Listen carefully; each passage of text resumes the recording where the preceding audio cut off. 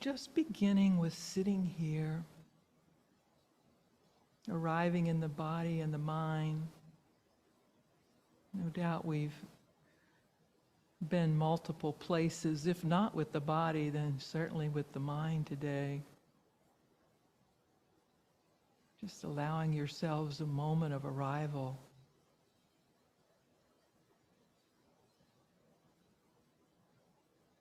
Sitting here.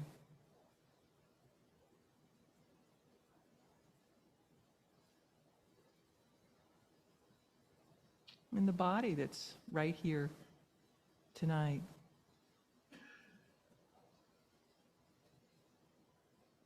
Breathing.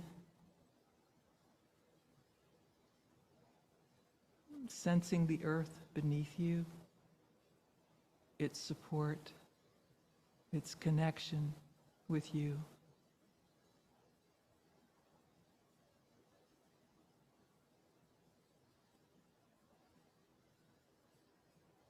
And listening now to some words about intention, about enlightenment, about natural awareness. Forget about enlightenment.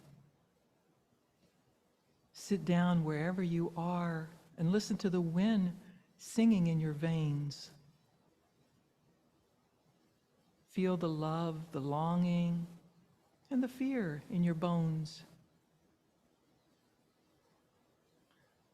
Open your heart to who you are right now. Not who you'd like to be, not the saint you're striving to become,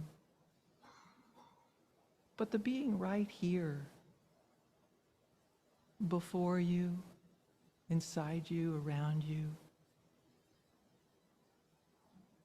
All of you is holy. All of you is holy.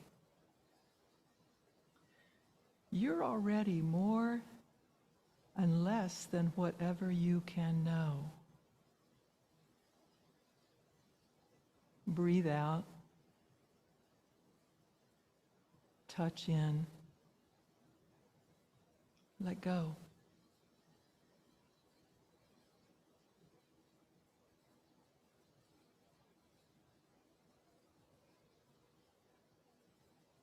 Shifting now from this moment of sitting here,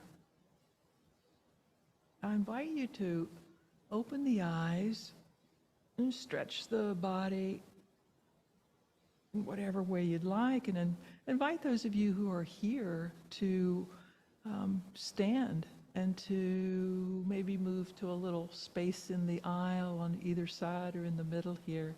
And if you're at home, I'd invite you to stand up from your chair. You turn off your camera if you want, and just find a space where you can stretch or move in whatever way you want.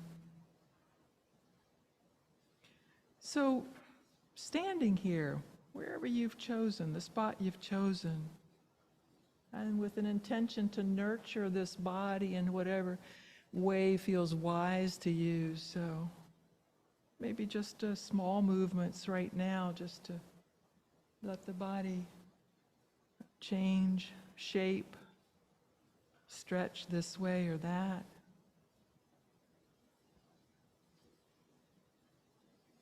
And whenever you're ready, if it's okay with your body, to reach skyward, stretching the hands toward the stars,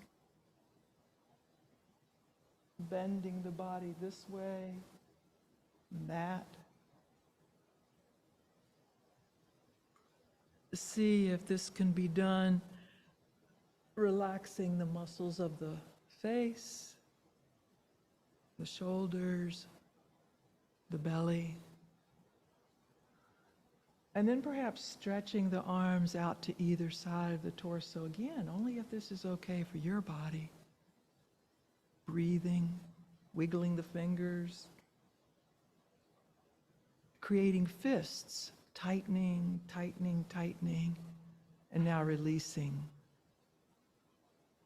tightening once again, releasing, and allowing the arms to descend slowly. And if you'd like to bend, maybe reach down to the floor or move in whatever way serves your well-being, asking, what's compassionate for this body now?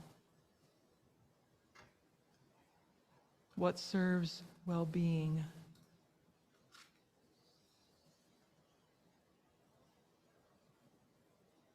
Whenever you're ready, just coming into a standing stillness, so aware of the earth beneath you. If you need to sit, that's okay as well. Aware of the breath rising and falling.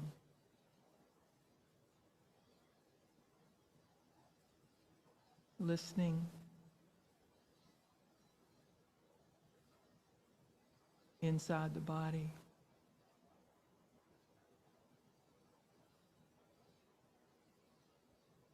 And externally, hearing.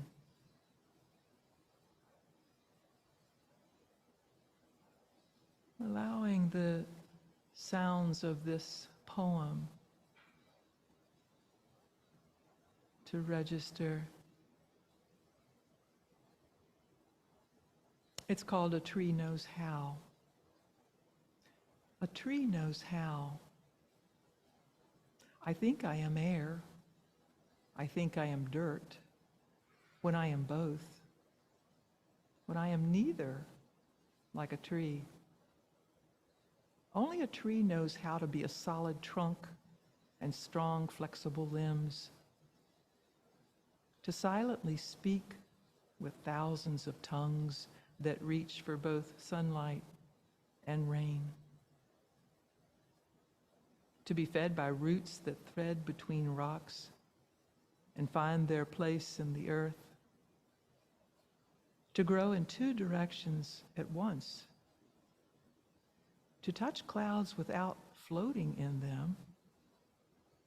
To be grounded, not buried. To never know what a tree is. To simply be one. A tree knows how.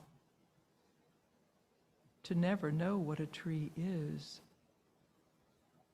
To simply be one.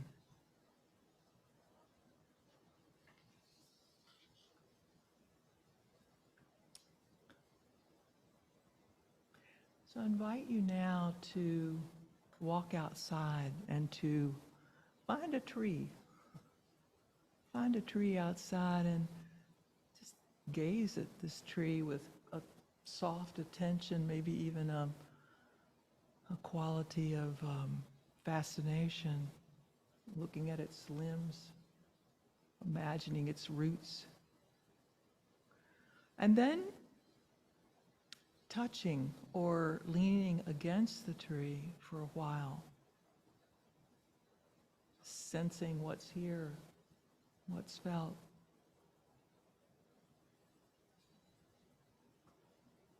I'll come out and ring the bell so you don't need to look at a clock or watch. Let you know when it's time to return.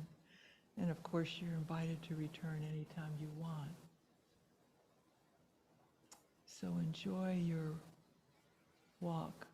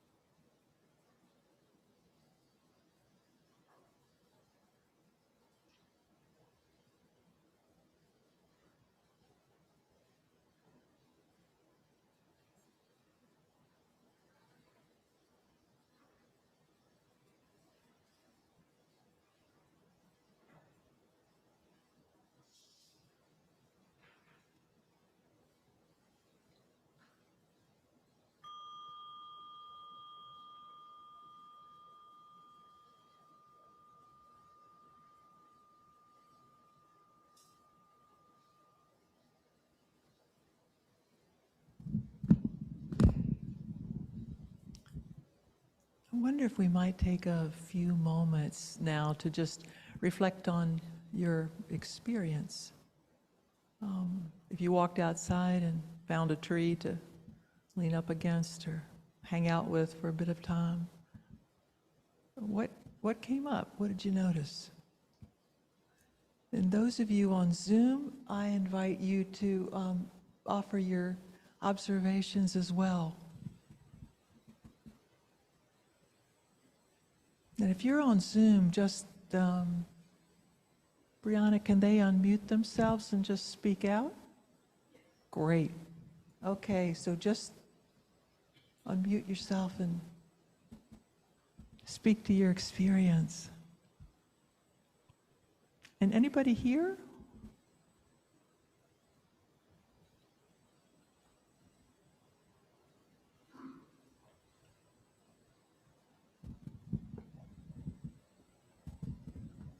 As I stood under a tree and looked straight up, I just couldn't believe how big it was, and how the branches just kept going and going and going. And then when I stood back and looked at it, I realized the branches were very wide and they were holding the leaves and seemed very important.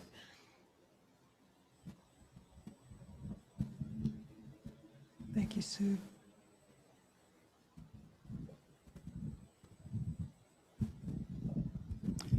I had a sense of connection with my tree.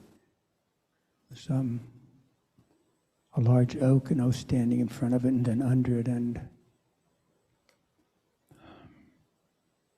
at one point I had an experience I've had once in the past of feeling like I was breathing out what the tree needed and it was breathing out what I needed. It was kind of a friendship.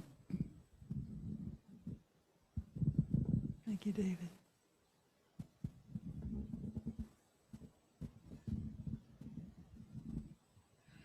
I was sitting under quite a few trees, and the breeze was blowing just a bit.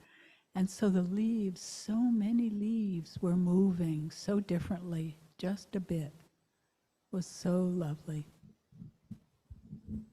Thank you, Jean.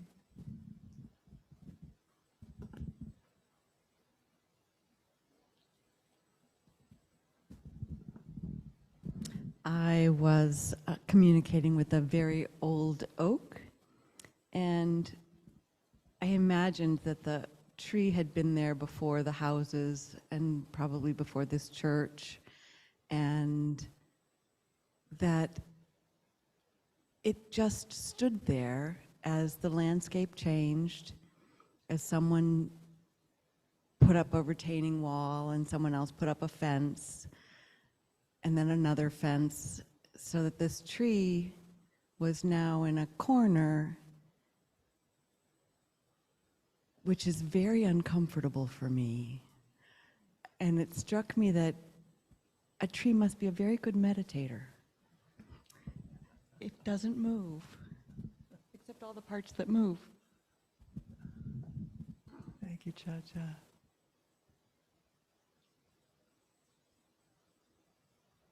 Anyone else? Or on Zoom? Any comments?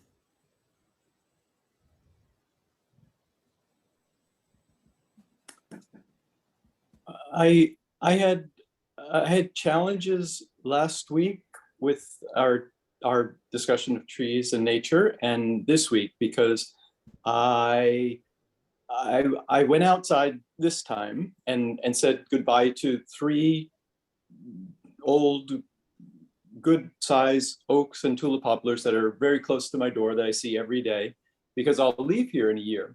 And I'm currently looking at a friend's piece of property I have a good chance of buying. And the back section of that is full with large old trees. And I have a lot of uncertainty about how I deal with that. I don't want them coming down on me in my sleep. And I don't want to live at the front end of the property where there's pines and the road. So I, as a human, love trees, but I've also been a tree cutter around here, taking care of the property. And so last week, it was very challenging for me because there was no talk of, managing that way. So I come from conservation. I know John Muir and Gifford Pinchot and how they were very different philosophies of that. So that's where I'm at. And I would welcome anybody to take a walk on this property with me and give me some ideas to think of the trees. Thank you. Thank you. Yeah, it's not simple, is it? Thank you. Anybody else?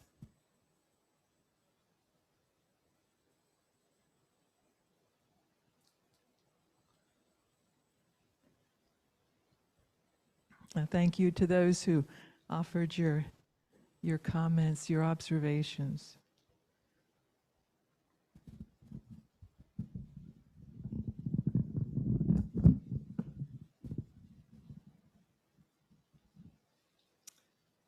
So I'm guessing that for many of you to perhaps be in connection with nature in an intimate sort of way it creates a sense of compassion generated for ourselves and for the natural world that we live in.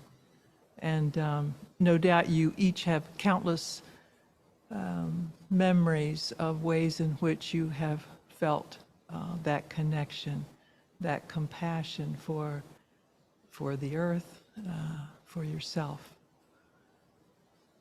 And tonight's talk was originally entitled Compassion for Imperfection, thinking more about this being human. But in working with this talk, I changed the title. So we know change is ongoing, right? And so at this moment, the title of the talk is Compassion and Non-Imperfection, which I hope becomes a little more clear maybe in 15 minutes or so. And if not, that's okay too. One Buddhist teacher, when asked, "What do you practice?" said, "I'm trying to keep my mind clear and alert so that my heart can be open to respond with kindness and compassion to all parts of my life." Yeah. Yes, I can. Thanks, Judy. Yeah, is this a little better? Okay, great. Thank you. Yeah, compassion for our ears, right? Being able to hear. So the Buddhist teacher was Sylvia Boorstein. She's a beloved, down-to-earth Buddhist teacher that many of you know, have read her books. She says that her grandmother was actually her first Buddhist teacher. And this grandmother, I think, showed her that the foundation for life is really one of kindness and compassion for ourselves. There's a poem entitled Compassion that has resonated with me for years, and if you've heard me read it before, just close your ears for a moment. So, compassion. Have compassion for everyone you meet, even if they don't want it. What seems conceit, bad manners, or cynicism is always a sign of things no ears have heard, no eyes have seen. You do not know what wars are going on down there where the spirit meets the bone.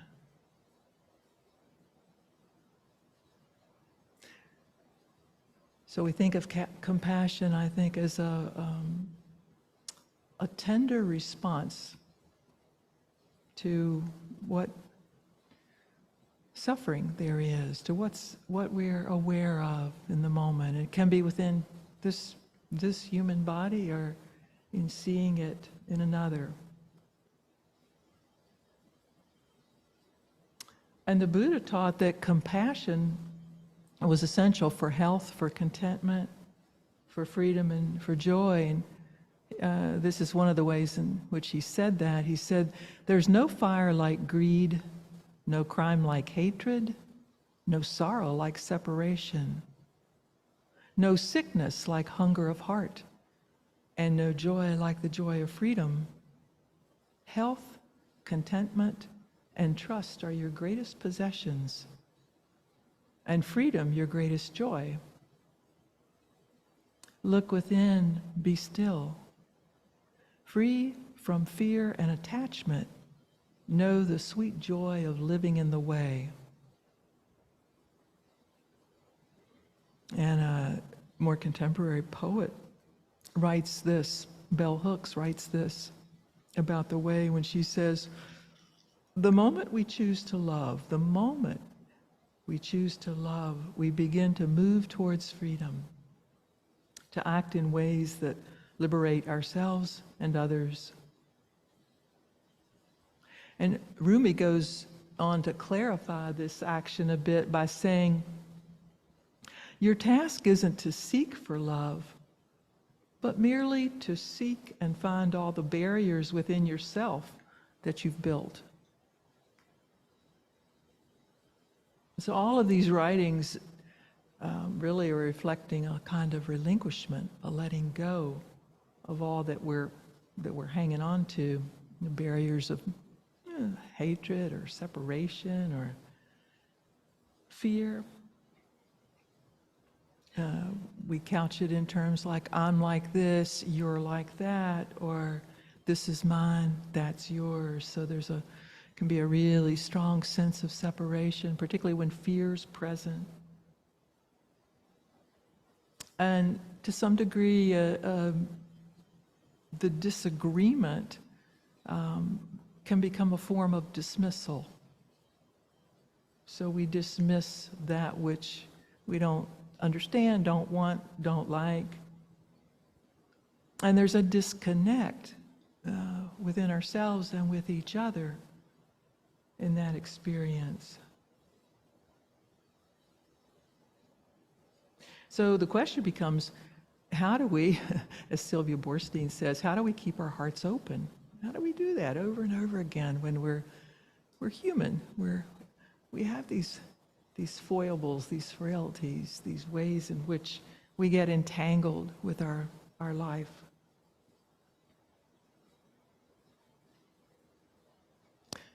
So what we're looking at is a kind of way for calm and abiding and being with the moment that's right here, a kind of a container for tolerance where our thoughts are servants instead of tyrants. And when the thoughts linger or intensify with some strong feeling, the question is, can we be curious about that? Can we look at it with some curiosity rather than with another story that maybe cements where we are in that moment? Can we get interested in our patterns, the ways in which we maybe habitually tend to move here, go there with our thinking? And most of us would say, sure, I can do that. I can do that. Well, sometimes I can do that, as long as it's not about that event or that experience or that relationship. I'm okay with that. So our hearts may be luminous, but we lose touch with this because we get mesmerized by wanting to get it right, to get hold of something, to get the answer. Or conversely, we're mesmerized by wanting to get rid of it, the thing that we don't want, the disappointment, the irritation, the regret, the anger, the grief. Sometimes these are called the orphans of consciousness, those feelings and thoughts that we don't want. And we keep looking, wanting maybe a little more of this, a little less of that, but the looking tends to be outward, and we forget to look back at the subject. Who's thinking? Who's responding? And it takes energy and effort, and the Buddha talked about this, the need for diligence with this practice. And remember, Jane last week said to us, pointed out that line to Mary Oliver's poem about a daily practice, and daily we have to keep going back, practicing. So to stay with the cooking, the doubt, the confusion, the not knowing, the uncertainty, not get tangled up in it, just be with it. We all know that sense of the proliferating thoughts that just grow and grow and grow into a tighter and tighter tangle. And then maybe at some point that certainty turns to doubt. And things begin to shift and change, and it's not unlike the moon. It's constantly changing nightly, never the same on any 2 consecutive nights. So the instruction, look within, be still, is just to see the what's here now. How is it changing? Notice the breath coming and going, minding that gap between inhalation and exhalation, the ending, the beginning, the ending of a thought, the beginning of a thought or of a feeling, the shift, seeing the welling up and the subsiding, the welling up and the subsiding like waves on the ocean. And the practice is to just stitch together these intervals of attention where we see what's here now and allow ourselves to be with it. And then maybe there's a possibility to go beyond the seeing of single individual things and to see not only the dust motes in a sunbeam, for example, but knowing that the space is not disturbed by those dust motes or any form. Learning to listen to the changing nature of sound. Perhaps you did that when you were outside. Listening to the space beyond the sound. And knowing that the space is not disturbed by sound. And that the hearing essence does not come and go. It simply is. And in that same way, our awareness is not disturbed by phenomena, including mind states, thoughts, sensations in the body. We come back to awareness where nothing arises, nothing subsides. And sometimes being in nature can help facilitate that sense of spaciousness, awareness, timelessness. I'll tell you about a brief story from something that happened a few weeks ago when I was in Pennsylvania. And we were standing at an overlook above the Youghiogheny River, to look that up, Youghiogheny, otherwise called the Yauk, by those who know it. And in this particular space, the river was full of waterfalls with small, quiet pools off to the side of the river. And there was a young boy standing next to me, maybe 7 years old. And he asked if I could see the snake that was way down below us in a rock-strewn pool. And I looked down, and sure enough, there it was, long snake. And we watched this snake as it swam about in this small pool, swimming at a steady pace, moving calmly, no thrashing, no sudden moves. And it seemed to be moving back and forth and up against the rocks within this small pool. And I could hear my mind asking, what's going on? What's this snake doing? Well, it turns out the snake was pushing itself up against rocks to loosen, to shed its skin. And we could see the skin being shed because there was this ever-increasing length of white film, like another snake, floating in the water. And here's this snake unhurriedly adapting to change. You know, snakes have no appendages. Their ribs act like tiny arms and legs within their bodies to work to loosen the skin that they've outgrown, which no longer serves them. So finally, this snake becomes completely free of its old skin, leaves it behind. The old skin is attached to a snag in the pool, and the snake simply swims gracefully away into a crevice and disappears out of sight.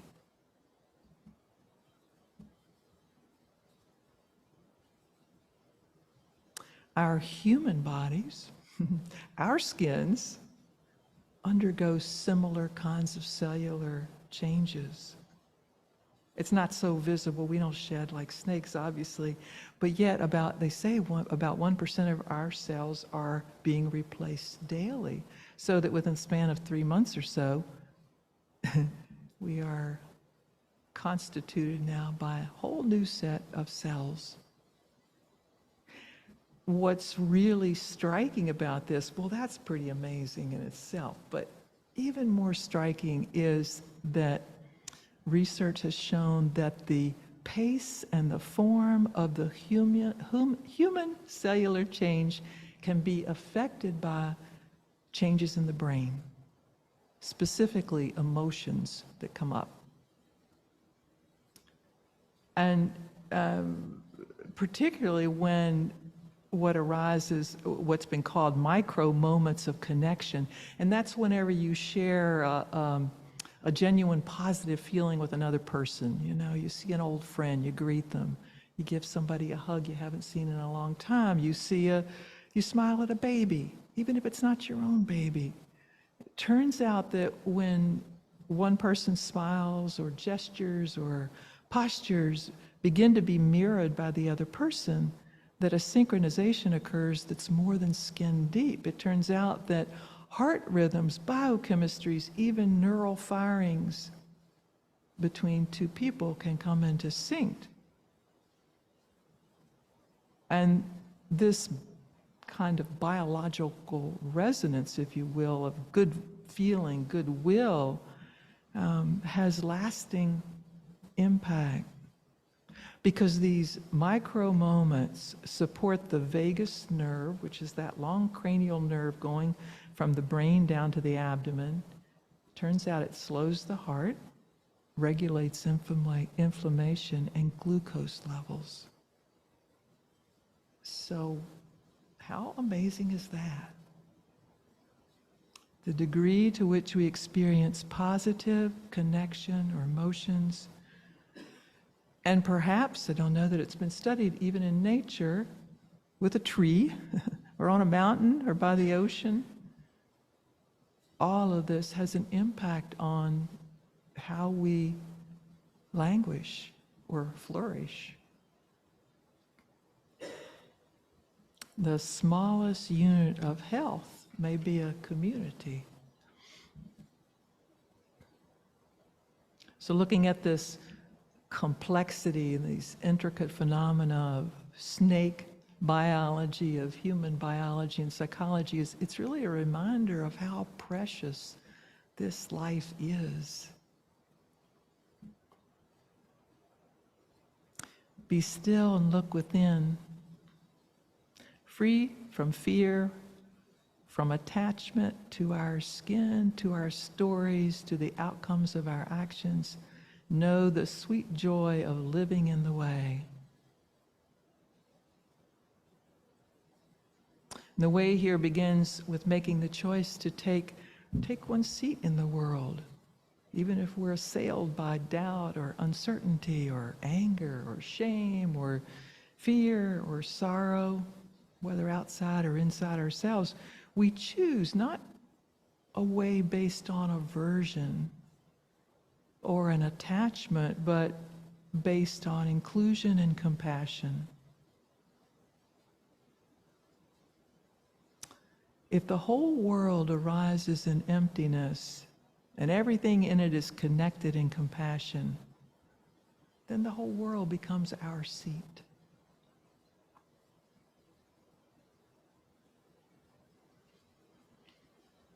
So maybe this could be a simple intention going home tonight.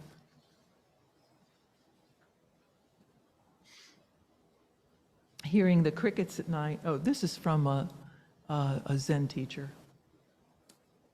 Hearing the crickets at night, I vow with all beings to keep the practice as simple, just over and over again. And I'll close with some words from a Chinese teacher who was a monk from China, and he brought Chinese Buddhism to the USA in the late 50s. And then maybe 30 years later, he wanted to create a bridge between Mahayana and Theravadan traditions. So he gave a talk to Ajahn Sumedho at his monastery in California, in which he pointed to the universality of all these wonderful teachings from the Buddha. These are his words. All living beings are my family. All living beings. The universe is my body. All of space is my university. My nature is empty and formless. Kindness, compassion, joy, and equanimity are my function. All living beings are my family. The universe is my body. All of space is my university. My nature is empty and formless. Kindness, compassion, joy, and equanimity are my functions. So thank you for being here, for your presence, your practice. May all beings be well.